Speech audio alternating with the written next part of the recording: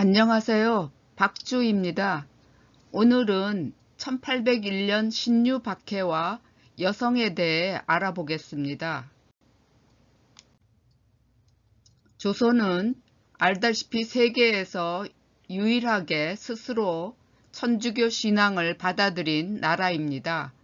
조선에 천주교가 처음으로 전래된 것은 17세기 초였습니다.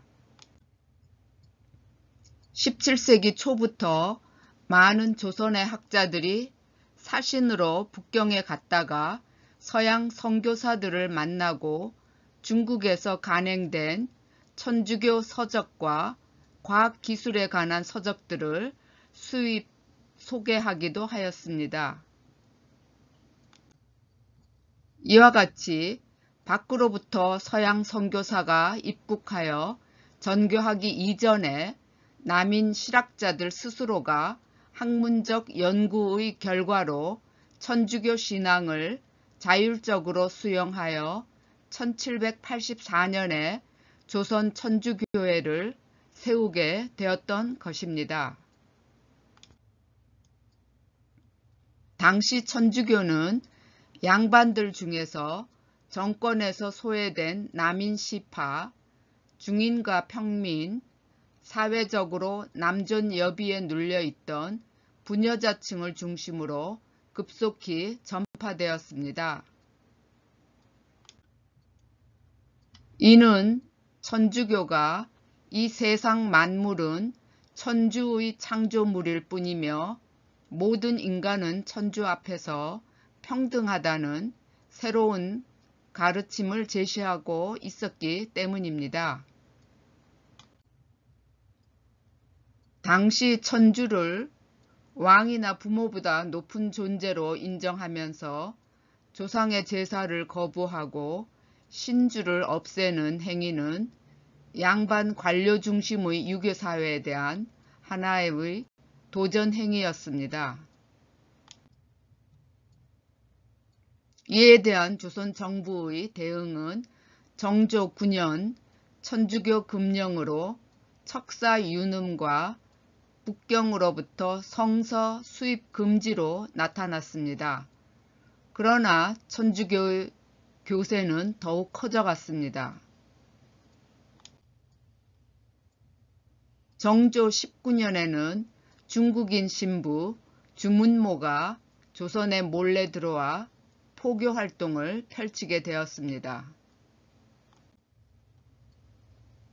주문모 신부의 헌신적인 전교 활동으로 신자의 수는 날로 증가하여 주문모 신부가 조선에 들어오던 무렵에는 4,000명에 불과하던 것이 5년 후인 정조 말년에는 1만여 명에 달하였습니다. 한편 1800년 6월 정조가 사망한 후 순조가 11살의 어린 나이로 즉위하면서 벽파인 정순왕후 김씨가 수렴청정을 하게 되었습니다.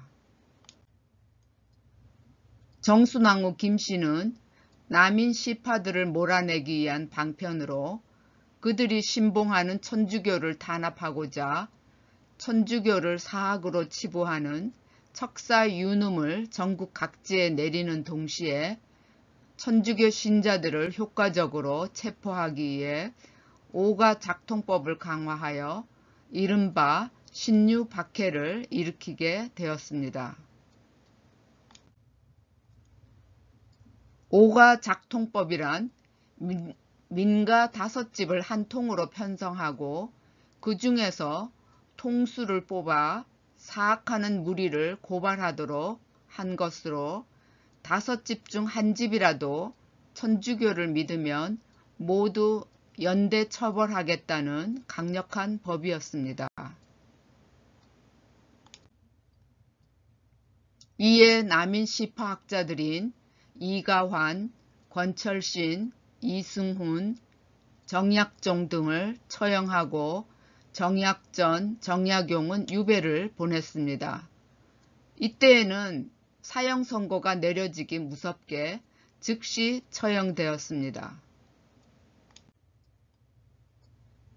이후 주문모 신부의 자수와 황사영의 백서 사건 등을 거치면서 남인계의 지도급 천주교 신자들이 철저히 제거되었습니다.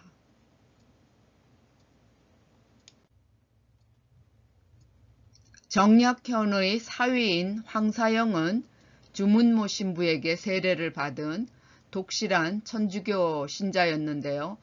그는 박해가 시작되자 충청도 제천군 배론 토굴에 7개월간 숨어 지내면서 북경에 있는 프랑스인 구베아 주교에게 군대를 동원하여 신앙과 포교의 자유를 조선에서 보장받게 해달라는 내용의 서신을 보내려다가 그 서신이 중국에 도착하기 전에 발각되어 순교하였습니다.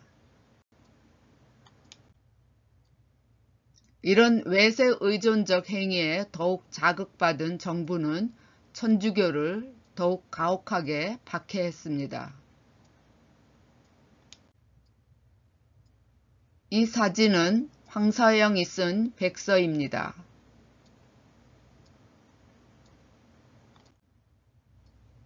황사영이 쓴 백서는 길이 62cm, 넓이 38cm의 흰 비단에 13,311자를 먹으로 쓴 편지로 현재 로마 교황청 박물관에 소장되어 있습니다.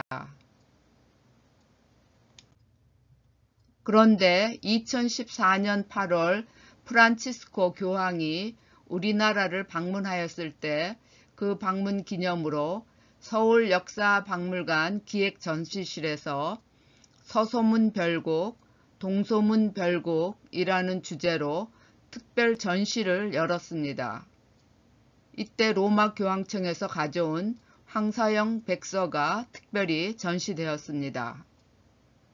저는 이때 전시장에서 깨알같은 글씨로 적힌 황사영 백서를 직접 눈으로 보면서 너무나 감동받았던 기억이 납니다.